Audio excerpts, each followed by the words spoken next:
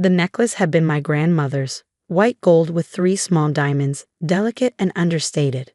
Not flashy, just beautiful. I wore it every day. My sister-in-law, Julia, had always made comments. Still wearing that old thing? Small digs wrapped in false concern. The family dinner was at my brother Mark's house for Mom's birthday. Julia greeted me with an air kiss and a once-over. "Oh, you wore that necklace again. Sweet how sentimental you are." Her daughter Laylee, 15, stood behind her, scrolling through her phone. The dining room looked like a magazine spread. Julia's 3 children sat on one side, Mom at the head. "So, Aunt Claire," Lily said. "Mom says you work in accounting, financial consulting. Same thing. Do you make good money?" "Lily," Mark said, without conviction. "What? She dresses so plain. I just wondered." Julia laughed lightly. "Not everyone values appearance the same way. Some people are more practical." Dinner continued with Julia discussing Laylee's acceptance to the Metropolitan Dance Academy, one of the most prestigious programs in the state. "The tuition is substantial," Julia said, "but we do anything for our children's dreams." "How much?" Mom asked. $50,000 a year. For 3 years." I said nothing, just ate and listened. After dinner, we moved to the living room for cake. I was by the window when Lily appeared beside me. "That's pretty," she said, gesturing toward my necklace. "Thank you. It was my grandmother's." "Really? Mom says it's from the flea market, that you can't tell real from fake." Lily tugged at the necklace. "It does look cheap." "Lily, don't pull." She yanked harder. The clasp snapped. The necklace fell. Lily caught it. "Oops, it broke." She sounded amused, not sorry. Julia appeared. "What happened?" "Aunt Claire's necklace broke. I barely touched it. Must have been old and fragile." "Like from the flea market?" one of her brothers added. The kids laughed. Julia's smile was sympathetic but satisfied. "Oh, Claire, time for a new one anyway, something more modern." Mark came over. "Was it expensive?" "We can replace it." "It's fine," I said quietly. "Are you sure? Because if it's from..." He caught himself. "If it's not valuable, we don't need to worry about it." Mom was watching from the couch, confused by the undercurrent she could sense but not define. I took the broken necklace from Lily's hand. The teenager was already back on her phone, the incident forgotten. "No," I said. "We don't need to worry about it." Julia clapped her hands. "Cake time. Let's celebrate Mom." Everyone moved to the dining room. I stayed by the window, holding my grandmother's broken necklace, listening to them laugh and chat as if nothing had happened. After cake, after presents, after Mom blew out her candles and gave a little speech about family, I left. Julia walked me to the door.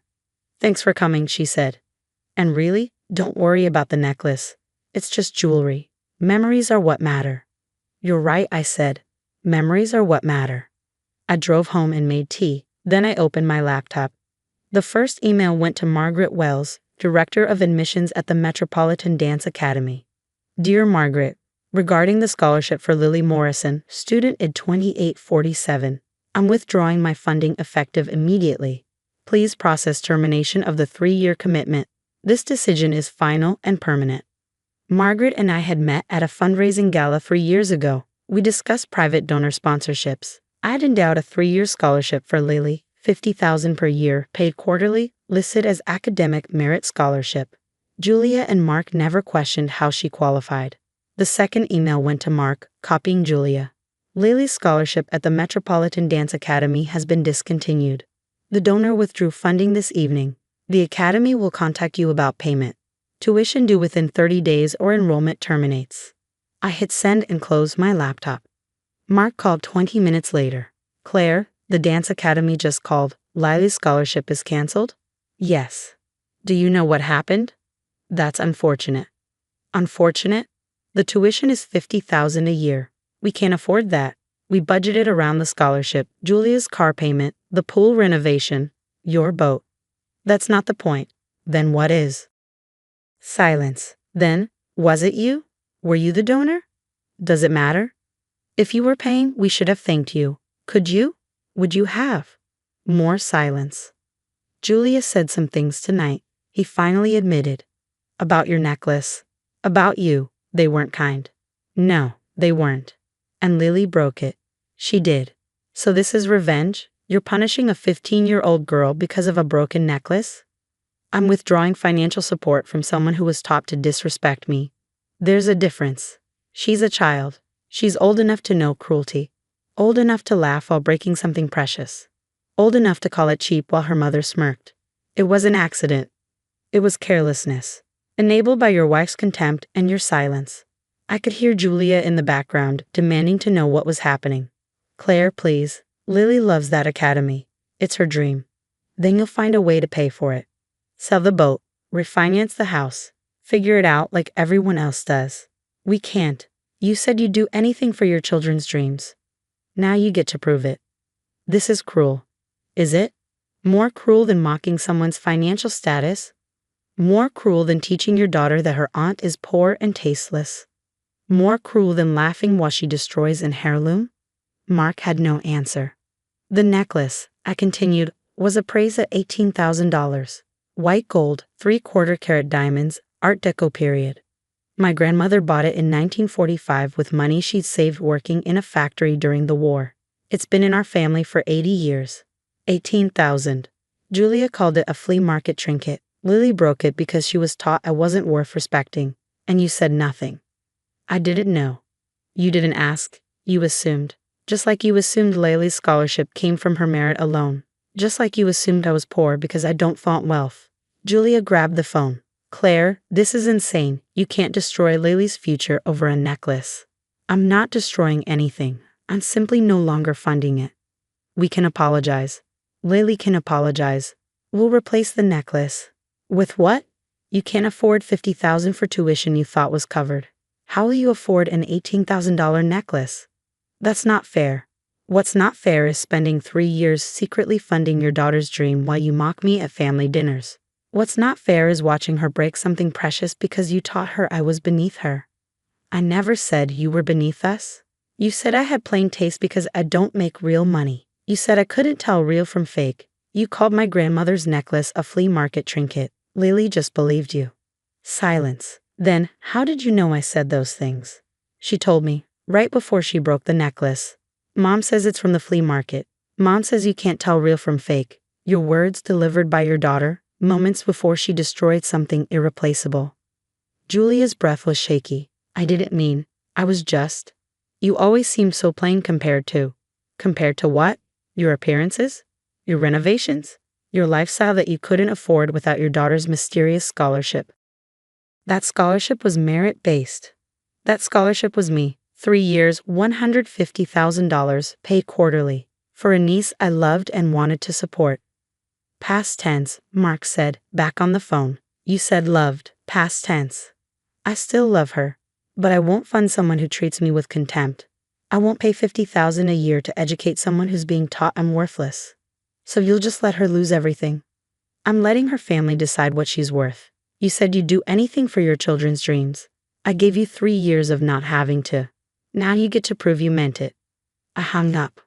My phone exploded with texts, Mark begging me to reconsider, Julia alternating between apologies and accusations, even Lily, suddenly aware of what she'd lost.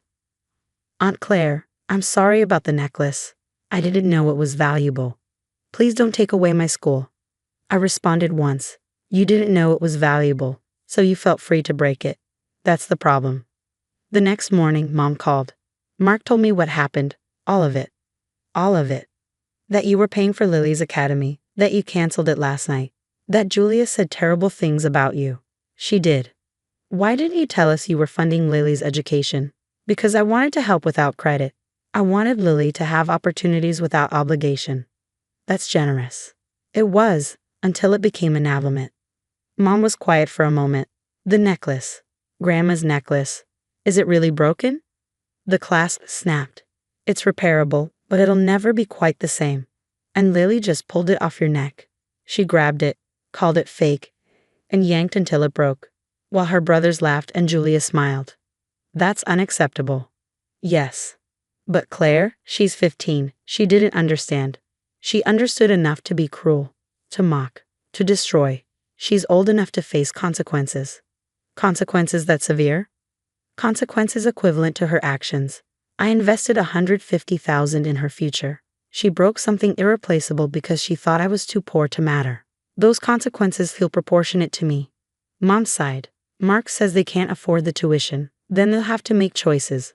About boats and cars and renovations. About what actually matters. You're punishing them for underestimating you. I'm withdrawing support from people who treated me with contempt while I was actively helping them. There's a difference. Another sigh. When did you become so hard? I'm not hard.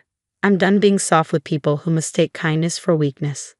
That afternoon, I took the necklace to a jeweler Mom knew, an older man who'd been in business for 40 years. He examined it carefully, his magnifying glass catching each detail. Art Deco period, very fine work. The damage is repairable, but it'll leave a mark. The clasp was original. I'll have to remake it in the same style. How much? For you. $1,200, because it's a piece that deserves to be worn. I left it with him and walked out into the afternoon sun. My phone buzzed with another text from Mark. The academy gave us until Friday to pay our Lily's out. Please reconsider. We're family. I typed back. Family respects each other. Family doesn't mock each other's belongings. Family doesn't laugh while destroying heirlooms. You taught Lily I wasn't worth respecting. Now you're teaching her that actions have consequences. That's actually good parenting. Friday came. The deadline passed. Mark called Saturday morning. She's out. They withdrew her enrollment. 3 years of training gone. I'm sorry she has to face the consequences of her actions. You're not sorry. You're satisfied. I'm sad. Sad that it came to this. Sad that you enabled disrespect until it cost your daughter something she valued. What do you want? An apology? I wanted basic respect. I gave you 3 years of financial support you didn't know about and never questioned. I asked nothing in return except not to be mocked at family dinners. Julia feels terrible. Julia feels caught. There's a difference. Can we fix this? Can we make this right? I thought about Lily's face as she broke the necklace. About Julia's satisfied smile. About Mark's silence. Here's what would make it right, I said. A genuine apology from Lily that shows she understands what she did wrong. Not that the necklace was valuable, but that she was cruel. An acknowledgement from Julia that her comments were hurtful and wrong. And from you, an understanding that silence is complicity. That's all. Then you'll restore the scholarship? No, the scholarship is done. But maybe we can rebuild trust. Maybe family dinners won't feel like evaluations of my worth. You're really not going to help her? I helped her for 3 years, in secret, while being treated like I was lesser. I'm done helping people who don't respect me. He hung up without responding. The jeweler called Monday. The necklace was ready. I picked it up that evening. The new clasp perfect but different. A reminder of what had been broken. I wore it to work the next day, tucked under my shirt where only I could see it. A reminder that value isn't about visibility. That quiet things can be precious. That generosity without recognition is still generosity until it's met with contempt. My phone stayed silent for a week. Then Julia sent a text. Lily wrote you a letter. She asked me to send it. She won't let me read it first. The letter came as an attachment. I opened it expecting excuses, justifications, attempts at manipulation. Instead, Aunt Claire, I'm sorry I broke your necklace. Not because it was expensive, but because it was yours, and I was careless with something you loved. I'm sorry I called it cheap. Mom did say that, but I chose to believe it and use it to be mean. I'm not in the academy anymore. Mom and Dad can't afford it. I'm angry about that, but I understand it's because of how I acted. I didn't know you were paying for it. I didn't know a lot of things. I'm sorry. No begging, no manipulation, just acknowledgement. I responded, thank you for your apology. I accept it. The scholarship won't be reinstated, but I hope you continue dancing.